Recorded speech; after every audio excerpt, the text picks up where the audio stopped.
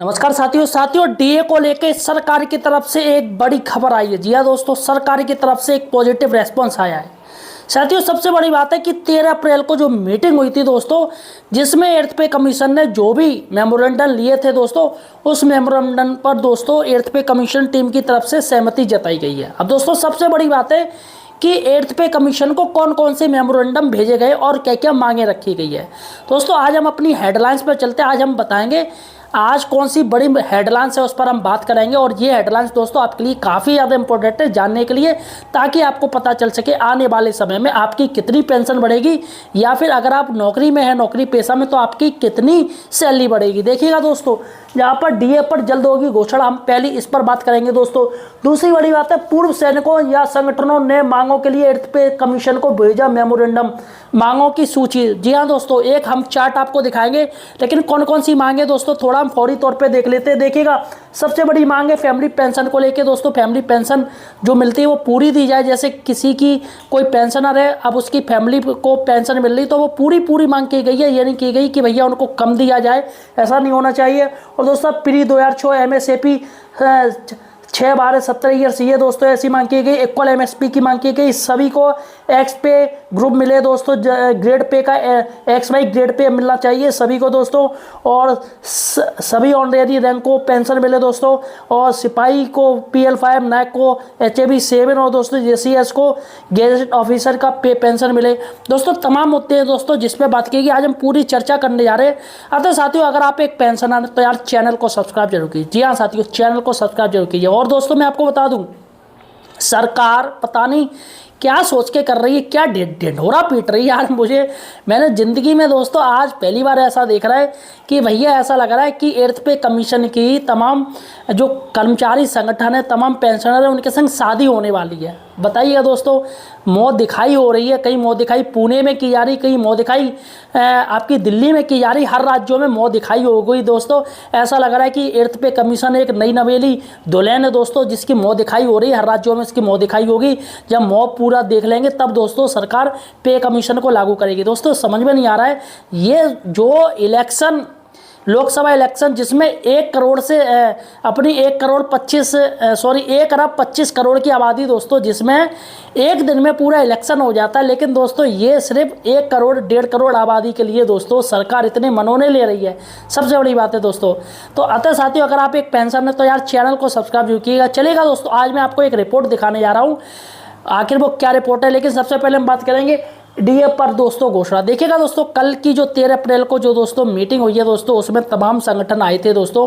उसमें सभी ने यही कहा कि डीए को लेके क्या है। तो दोस्तों यहाँ पर सरकार की तरफ से रेस्पॉन्स दिया गया है कि उनका कहना है कि अप्रैल महीने में ही डीए की घोषणा कर दी जाएगी। अब दोस्तों मुझे लग रहा है कौन सा मुहूर्त देखेगी गवर्नमेंट कि भैया उस मुहूर्त पर ही डीए की घोषणा होगी, समझ में नहीं आ रहा है। यहाँ पर दोस्तों जो बात सामने आई वो आई है कि जो 5 राज्यों के चुनाव आने वाले हैं दोस्तों, और आचार संहिता लग गई, इसकी वजह से डीए देरी से कर रही है गवर्नमेंट। लेकिन साथ ही सबसे बड़ी बात है कि डीए, ये 5 राज्यों के चुनाव क्या पहली बार आ रही है? कैसे आज तक चुनाव नहीं हुए अन्य राज्यों में, जो सरकार ऐसी बात कर रही है। और एक बात मैं आपको बता दूं, आप ये मान चलिएगा कि 15 साल से आज तक ऐसी दिक्कत नहीं हुई। मार्च में हर हाल में डीए की घोषणा हो जाती, लेकिन दोस्तों अप्रैल महीना हो गया, अप्रैल जाने वाला है, फिर भी सरकार ने डीए की घोषणा नहीं करी। मतलब सरकार ने खुद का ही दोस्तों मतलब एक इतिहास बदल दिया। और डीए कोई चुनावी घोषणा नहीं है, ये चुनावी फायदा नहीं, बल्कि जो कर्मचारी हैं दोस्तों उनका एक रूटीन प्रोसीजर है। उसी प्रोसीजर के अनुसार हर सरकार दोस्तों महंगाई भत्ता बढ़ाती। तो इसमें आचार संहिता का क्या मतलब, सबसे बड़ी ये मुझे समझ में नहीं आ रही।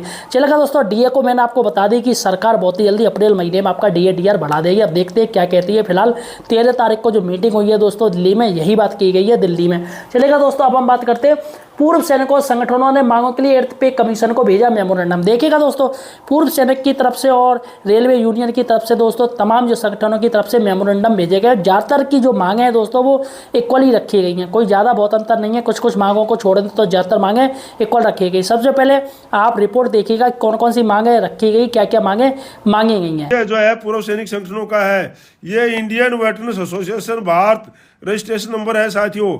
ऑनरेबल चेयरपर्सन के लिए भेजे हुए हैं, एर्थ पे कमीशन के लिए भेज दिए हैं साथियों। ये पहला है government contribute to group insurance, AGI के लिए जो सरकार को भी कंट्रीब्यूट होना चाहिए, इसके बारे में लिखा इन्होंने, देखो पूरा लिखा हुआ साथियों। ये और आप इसको ले सकते हैं। दूसरा साथियों देखो कितना अच्छा लिखा है, प्रोटेक्ट ऑफ फैमिली पेंशन। हाँ साथियों, अभी फैमिली पेंशन जो है, एक जवान जो है तकरीबन जो 80% जवान जो है जेसीओ जवान है 35 साल की उम्र में रिटायर हो जाते हैं, लिखा है, ये लिखा है इसमें 35 ईयर्स में, और उनको 65 साल नेक्स्ट ऑफ कीन के लिए जो है उसके बाद में उन्होंने लिखा है कि सडन जो है इस प्रकार के उनको पूरी की पूरी जो पेंशन जो है मिलनी चाहिए। ठीक है साथियों, ये पेंशन के बारे में लिखा है अमेंडमेंट ऑफ 8 CPC के अंदर, ये 65 साल एज है, after which normal family pension मिलती है।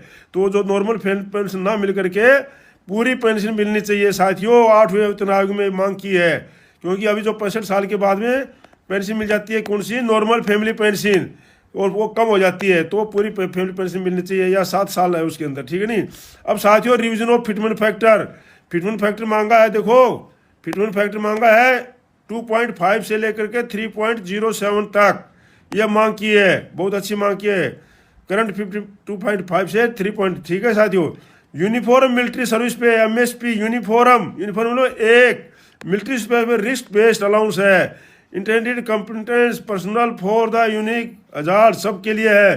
तो MSP should be granted uniform, मतलब सबको एक मिलना चाहिए, to all rank without discrimination, बिना किसी भेदभाव के सबको MSP इक्वल होनी चाहिए।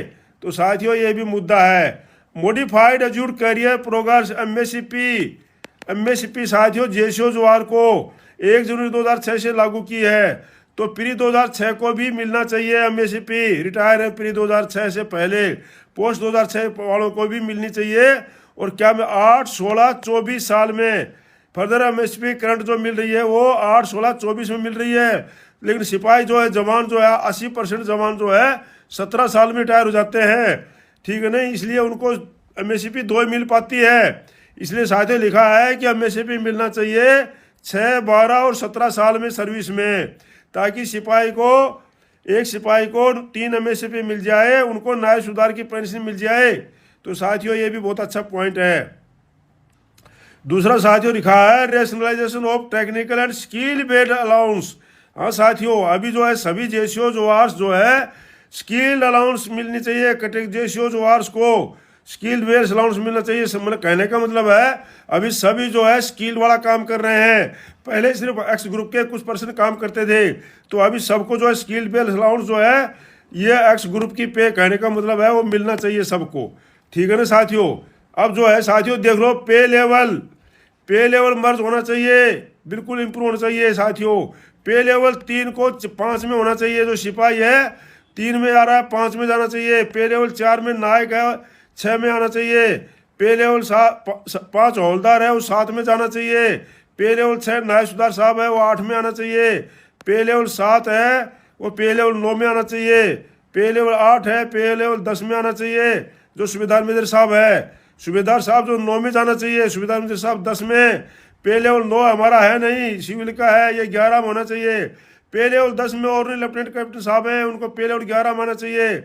उसके बाद पे लेवल 11 को पे लेवल 12 में जहाँ पर कैप्टन साहब मेजर साहब आते हैं। पे लेवल 13 में 12 वाले लेफ्टिनेंट कर्नल साहब वगैरह जो है 13 में जाना चाहिए, और पे लेवल 13 वाले साहब जो है ब्रिगेडियर साहब जो है 14 में जाना चाहिए। तो साथियों इस प्रकार से लिखा है, देखो साथियों। और साथियों क्या लिखा है देखो, extension pensionary benefit to all ordinary rank साथियों, जेसीओज पोस्ट रिटायरमेंट के बाद में जो जेसीओज को मिलते हैं ऑर्डिनरी रैंक, सबको उनको पेंशन मिलनी चाहिए। लिखा है इसमें government of India conferred ordinary rank such as ordinary naib subedar, ACP naib subedar, ordinary subedar major, ordinary lieutenant, ordinary captain upon JCO recognise of the disguised service, typical service करते हैं। 26 जनवरी 15 अगस्त को मिलता है साथियों, लिखा हुआ है इसमें 26 January and independent on 15 August. While this rank are formal acknowledge exemplary जो सर्विस करते हैं तब मिलता है। एक सिर्फ नायब सुधार साहब को मिलता है, ACP नायब सुधार साहब को मिलती है, बाकी को नहीं मिलती है, तो सभी को मिलना चाहिए। ये लिखा है साहब, जेसीओज and the request upon being granted honorary rank post retirement, बाद में जो रिटायरमेंट होते हैं सबको पेंशन मिलने चाहिए। बड़ा अच्छा लिखा है साथियों, मैं साहब लोगों का बहुत बहुत धन्यवाद करता हूँ। पेंशनरी पेरिटी फॉर जेसीओज एचसीओज क्लास 2 गजेटेड ऑफिसर। हाँ साथियों, जेसीओज एचसीओज जो आर्मी और फोर्स नेवी के जेसीओज और एचसीओज हैं, सबको जो क्लास गजेटेड नोटिफिकेशन के द्वारा उनको रैंक मिलता है, तो उनको क्लास 2 गजेटेड ऑफिसर की सेंट्रल गवर्नमेंट के बराबर पे और पेंशन मिलने चाहिए। सारी साथियों लिखा है। Non function of upgradation NFU मिलना चाहिए साथियों, जो अफसर साहिबान को मिलता है, इसके लिए लिखा है ये। ठीक है ना साथियों, एनएफयू मिलना चाहिए मेजर साहब को, मेजर जनरल साहब को, सबके लिए लिखा है साथियों। और साथियों देखो अभी इन्हांसमेंट ऑफ लीव इनकरेजमेंट, हाँ ये भी लिखा हुआ है। लीव इनकरेजमेंट जो 300 दिन मिलता है वो 450 दिन की मिलने चाहिए साथियों, क्योंकि छुट्टी जमा हो जाती है ज़्यादा लेकिन पैसा मिलता है कम। तो साथियों ये भी कितने अच्छे तो फिलहाल साथियों आपने देख लिया। सबसे बड़ी बात है दोस्तों, हर कोई चाहता है कि 8th पे कमीशन जल्दी से जल्दी लागू किया जाए, लेकिन दोस्तों सरकार है पता नहीं यार एक नई नवेली दुल्हन की तरह दोस्तों नाटक कर रही है। पता नहीं लग रहा है कि ये सरकार क्या करना चाहती है, आखिर ये इतना दिखावा क्यों कर रही है। जब आपको 8th पे कमीशन देना ही है तो आखिर ये इतना घुमा फिरा के बातें क्यों हो रही हैं। मुझे लग रहा है ज़िंदगी में मैं ऐसी गवर्नमेंट देख रहा हूँ दोस्तों जो इतना ठिठकरम कर रही है, ढिंढोरा पीट रही है दोस्तों। और जब 8th पे कमीशन लागू होगा तो दोस्तों सबके अरमानों पर भी पानी ये गवर्नमेंट फेर देगी, क्योंकि पैसा देने में बीजेपी सरकार काफ़ी लद्दड़ है दोस्तों। खासकर तमाम जो पेंशनर हैं, गवर्नमेंट एम्प्लॉई हैं, उनके लिए दोस्तों बीजेपी सरकार कभी भी पैसा नहीं देती। और वित्त मंत्री निर्मला सीतारमण जी तो ये कह रही हैं कि भैया ये जो कर्मचारी हैं, जो पेंशनर हैं, वो हमारे ऊपर बोझ हैं दोस्तों। और सरकार कह रही कि वित्तीय जो है उनके ऊपर बहुत ज़्यादा बोझ पड़ रहा है दोस्तों। ऐसी उन्होंने संसद में ऐसी बात कही है वित्त मंत्री निर्मला सीतारमण जी ने, इसलिए वो किसी को पेंशन नहीं देना चाह रही हैं, किसी की मांग पूरी नहीं करना चाह रही। लेकिन जब ये बात नेताओं के ऊपर आती है कि नेता को ओपीएस क्यों दे रहे हो, एलपीएस क्यों नहीं दे रहे हो, तो फिलहाल साथियों सरकार चुप हो जाती है, कहती है नहीं नेताओं का तो हक है, क्योंकि नेता देश को चला रहे हैं और तमाम जो कर्मचारी हैं वो सिर्फ टाइम पास कर रहे हैं। बताइए यार क्या मजाक चल रहा है। फिलहाल साथियों आपका क्या कहना है यार, मुझे कमेंट सेक्शन में बताइएगा। आपको क्या लग रहा है, क्या और भी कोई मांग जोड़ी जानी चाहिए, ये भी मुझे कमेंट सेक्शन में बताइएगा। मिलते हैं एक नई वीडियो के साथ, तब तक के लिए।